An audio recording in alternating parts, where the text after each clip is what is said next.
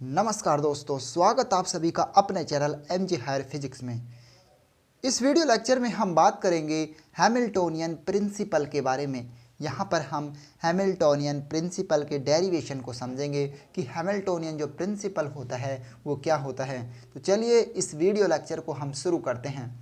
We know that in calculation of variation equation of path, हमने calculation of variation में देखा था कि जो किसी भी पाथ के लिए जो इक्वेशन होती है उसको हम आई से रिप्रेजेंट करते हैं और आई इक्वल टू हमारे पास होता है x1 से x2 integration f y y dash x d x.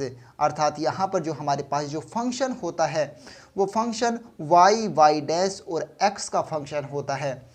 यहाँ पर इस फंक्शन को हम इस प्रकार से भी लिख सकते हैं f equal to f of y के dash and x.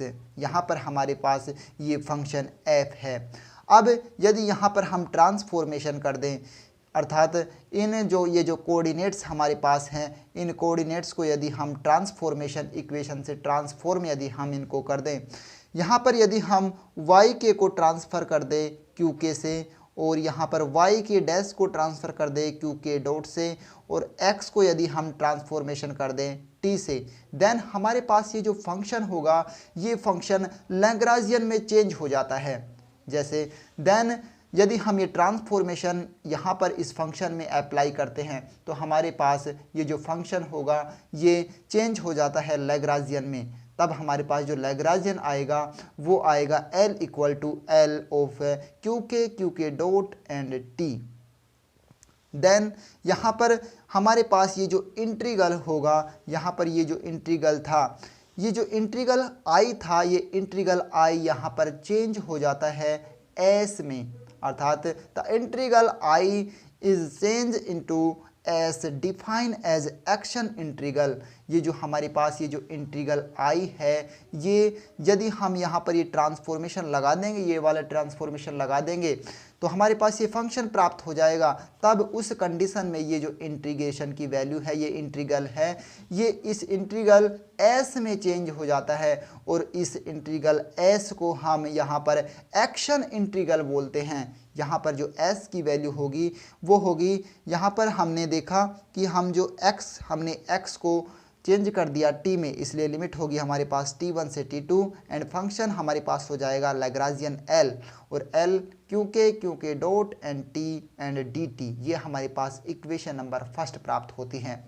This equation is known as Hamiltonian principal function. ये जो इक्वेशन फर्स्ट हमारे पास है ये हैमिल्टोनियन प्रिंसिपल फंक्शन कहलाती है। यहाँ पर जो s है वो हैमिल्टोनियन प्रिंसिपल फंक्शन है।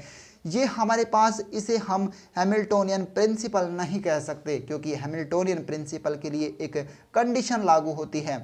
ये हमारे पास s जो है या फिर ये जो इक्वेशन है ये हैमिल्टोनियन प्रिंसिपल फंक्शन को रिप्रेजेंट करता है। अब हम देखें यदि then equation number first has a stationary value for the correct path of motion. यहाँ पर जो इक्वेशन नंबर फर्स्ट है ये स्टेशनरी पाथ को, जो पाथ होगा हमारे पास उसकी स्टेशनरी वैल्यू को रिप्रेजेंट करेगा। जो पाथ होगा उसकी स्टेशनरी वैल्यू को ये इक्वेशन रिप्रेजेंट करती है। अब यदि नेक्स्ट हम देखें यहाँ पर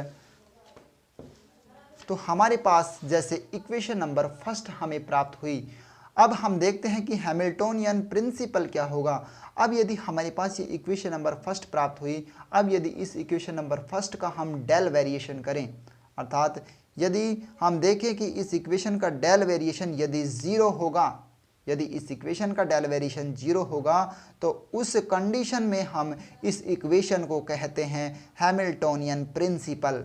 तो चलिए हम देखते हैं। जैसे यहाँ पर now if del variation of equation number first is zero, अर्थात इस s का हम s हमारे पास था t1 से t2 L क्यू के डॉट t dt, यदि हम इसका डेल वेरिएशन करेंगे तो हमारे पास यदि इसका डेल वेरिएशन जीरो प्राप्त हो, इसको हम शॉर्टली इस प्रकार से भी लिख सकते हैं कि डेल t1 से t2 and L dt equal to zero. ये हमारे पास लैग्रांजियन फंक्शन है। अब ये जो इक्वेशन हमें 2 प्राप्त होती है, ये इक्वेशन नंबर 2 हमारे पास हैमिल्टोनियन प्रिंसिपल कहलाती है। Equation number 2 is known as Hamiltonian principle. तो ये था हमारा Hamiltonian principle. So thank you guys video देखने के लिए।